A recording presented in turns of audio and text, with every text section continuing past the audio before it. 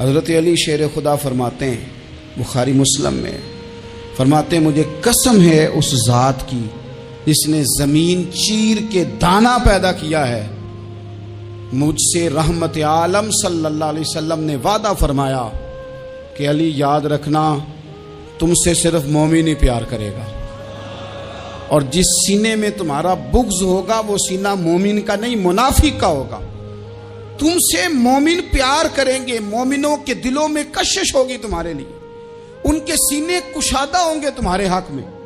حضرت مولا علی شیر خدا کی محبت، ان کا نام آئے تو دل ٹھنڈا ہو جائے، آنکھوں میں روشنی آئے، چہرہ روشن ہو جائے، تو معنی یہ ہے کہ ایمان مضبوط ہے دل میں۔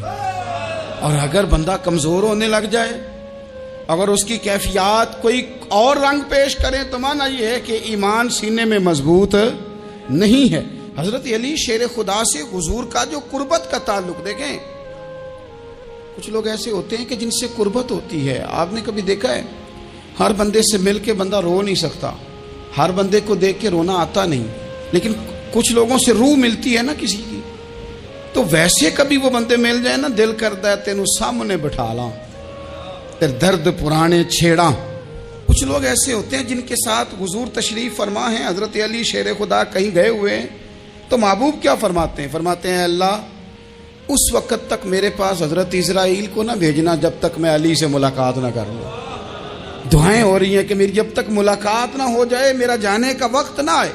مشکات میں حدیث موجود ہے۔ تو سرور کائنات علیہ السلام کا جو ان کے ساتھ قربت ہے، حضور کا جو ان سے پیار ہے، حضور نے ہر مہاجر کو ایک انصاری کا بھائی بنایا، انصار کے اندر حضور نے بھائی چارہ قائم فرمایا، اور یہ تاریخ کا وہ والا بھائی چارہ ہے جس کی نہ اس سے پہلے کوئی مثال ہے، نہ قیامت تک دوبارہ کوئی مثال دی جا سکتی ہے۔ بھائی جب سگے بھائی جب شادی شدہ ہو جاتے ہیں نا، تو ان کی اپنی اپنی جیبیں ہو جاتی ہیں، اپنی اپنی گفتگو ہو جاتی ہے۔ 6 ماہ کے بچے کے بارے میں بھی وہ کہنے لگ جاتے ہیں میں نے بچوں کا بھی تو کچھ بنانا ہے نا۔ انہیں بالکل اب وہ چیزیں نظر آنی بند ہو جاتی ہیں جس میں والدین اور بہن بھائی شامل ہوتے ہیں۔ وہ کہتے ہیں میرے بھی تو بچے ہیں۔ لیکن یہ بھائی چارہ مہاجرین اور انصار کا اتنا زبردست اور معنی خیز ہے، حضور نے بھائی چارہ قائم فرمایا۔ سگے بھائیوں کو وراثت دینا مشکل ہوتا ہے، بڑا کہہ رہا ہوتا ہے کمائی تو میں نے کی تھی، چھوٹا کہہ رہا ہوتا ہے کہ باہر تو پہلے میں گیا تھا، جھگڑے۔ لیکن یہ تاریخ اسلامی کا وہ بھائی چارہ ہے کہ جن میں برادری، قبیلہ، رنگ، نسل، علاقہ ایک نہیں، پر ہزاروں قومیں وجود میں آئیں، دہر میں خشک و تر کے رشتے سے ہم نے بنیاد دوستی رکھی، یاد خیر البشر کے رشتے سے۔ اور اقبال نے جن انداز میں اس مضمون کو بیان کیا ہے وہ انداز ہی نرالا ہے۔ اقبال فرماتے ہیں خاص ہے ترکیب میں قوم رسول ہاشمی، بننے میں کوئی خاص، ان کی ترکیب ہی کوئی خاص ہے۔ حضور نے بھائی بھائی بنا دیا۔ اب بھائی جن کو دینی اسلامی مذہبی بھائی بنایا ہے، وہ دوسرے بھائی کے بارے میں کیا ذہن رکھتا ہے؟ وہ کہتا ہے کہ میرے بھائی میرا کاروبار بھی آدھا تیرا، جائیداد بھی آدھی تیری، چونکہ تو میرا بھائی ہے تو تو رسی لے کے پیمائش کر لے، میں اپنا گھر بھی بانٹ کے آدھا تجھے دینا چاہتا ہوں۔ جب اس قدر زیادہ لوگوں کی نظریاتی پختگی ہوئی اور لوگ اس قدر زیادہ مزاج رکھنے لگے، تو پھر ایک خاص قربت کا ماحول وہاں نظر آیا۔ پھر وہ جو مہاجر بن کے آئے تھے اور بہت زیادہ جن لوگوں نے جہاد کیا تھا، جد و جہد کی تھی، گھر بار چھوڑے تھے، پھر ان لوگوں کو زیادہ دشواری نہیں ہوئی، زیادہ آزمائش نہیں ہوئی دل لگانے میں اور مدینے میں رہنے میں۔ بڑی آسانی سے وہ لوگ وہاں رہنے لگے، اور بڑی جلدی ان کا مدینے سے اور اہل مدینہ سے پیار بڑھ گیا۔ تو میرے عزیز بھائیوں، حضور نے ہر انصاری اور مہاجر کو ایک دوسرے کا بھائی بنا دیا، سب کو بنا دیا۔ حضرت علی رہ گئے۔ اب یہ تو دونوں مہاجر ہیں، حضور بھی مکہ شریف سے آئے ہیں، حضرت علی بھی، بظاہر تو دونوں مہاجر ہیں، اگرچہ ساری زمین کے مالک رسول پاک ہیں، سب کو بھائی بھائی بنا دیا۔ تو اب ہر بندے کو بھائی مل رہا ہے، اور بھائی بڑے پیارے ہوتے ہیں۔ میں کئی دفعہ کہتا ہوں کہ بھائی بڑے پیارے ہوتے ہیں، کچھ قدورتیں دنیاوی طور پر معاذ اللہ دلوں میں آ جاتی ہیں، لیکن بھائی کا درد جو بھائی محسوس کر سکتا ہے وہ بھی دوسرے کو محسوس نہیں ہوتا۔ تو حضرت علی جب کسی کے بھائی نہیں بنائے گئے تو رو ہی پڑے۔ اتنے دلیر بندے تھے، پر بھائی کی ضرورت بندہ اتنی محسوس کرتا ہے۔ اس کو بھائی سے لگاؤ اتنا زیادہ ہوتا ہے کہ مولا علی رو پڑے، مشکات میں موجود روئے۔ حضور نے فرمایا کیوں روتے ہو؟ عرض کی حضور آپ نے سب کو ایک دوسرے کا بھائی بنایا ہے، میں رہ ہی گیا ہوں، مجھے کسی کا بھائی نہیں بنایا۔ اب وہ آنسوؤں میں لپٹی ہوئی وہ بات حضرت علی نے عرض کی تو محبوب نے فرمایا علی انت اخی فی الدنیا والآخرہ، فرمایا علی تو میرا بھائی ہے اور نرا دنیا میں نہیں، تو دنیا اور آخرت میں میرا بھائی ہے، تو میرا بھائی ہے دنیا میں بھی اور آخرت میں بھی۔ تو حضرت مولا علی شیر خدا کرم اللہ تعالی وجہہ الکریم کے جو فضائل ہیں، جو ان کے خصائص ہیں، ان کی جو فضیلت کی باتیں، میں نے جیسے کہا کہ انہیں بڑی زیادہ دلچسپی تھی میدان جہاد سے، شوق شہادت ان کا دیدنی تھا۔ ایک موقع پر نبی پاک صلی اللہ تعالی علیہ وسلم نے ارادہ فرمایا کہ حضرت علی کو اپنا نائب بنا کے مدینہ منورہ میں چھوڑ کے جایا جائے۔ محبوب کریم علیہ السلام جب بھی تشریف لے جاتے تھے تو کسی ایک کو نائب بنا کر مدینہ منورہ میں چھوڑ جاتے۔ حضرت عبداللہ ابن مختوم رضی اللہ تعالیٰ عنہ کو بھی ایک دفعہ حضور چھوڑ کے گئے، تو ایک جنگ کے موقع پر محبوب نے حضرت علی شیر خدا سے کہا کہ آپ کو میں اپنا نائب بنا کے یہاں چھوڑ کے جاتا ہوں۔ یہاں لوگ جان چھڑاتے ہیں، کام کا جب وقت آتا ہے، میدان میں نکلنے کا وقت آتا ہے تو جان چھڑاتے ہیں، اور وہ کہتے ہیں کہ باقی سارے کام لے لو، جب وقت مشکل آئے تو پھر ہمیں کام نہ بتاؤ۔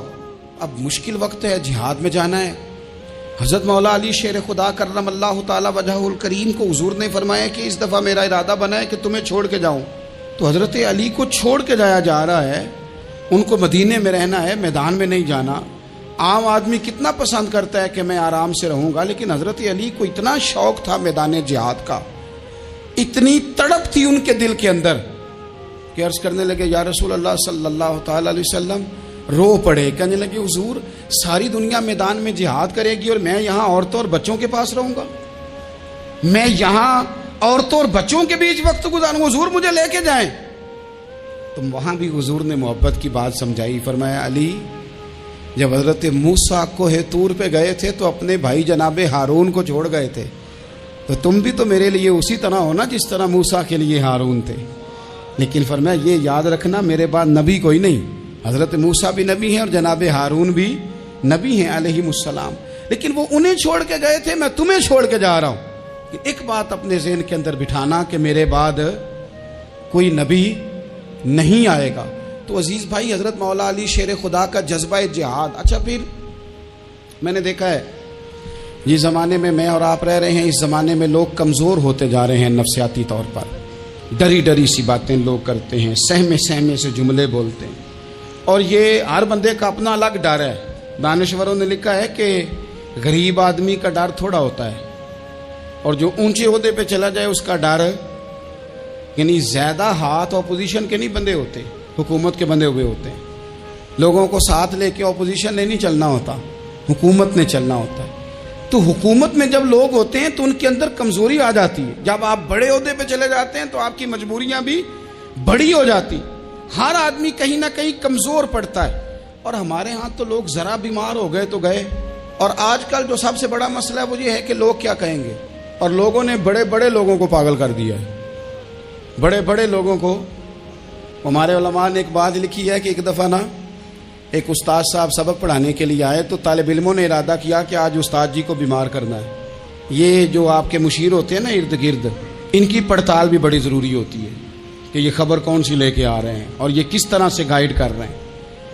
ہمیں تنقید کرنے والا بندہ اچھا تو نہیں لگتا، لیکن تنقید کرنے والے جو ہوتے ہیں وہ ہمیں نکھارتے ہیں، وہ ہماری کمزوریاں جو ہمارے اپنے نہیں نکال سکتے وہ نکال کے ہمیں بتاتے ہیں کہ تم یہاں کمزوری کر رہے، اس کا نفع ہوتا ہے۔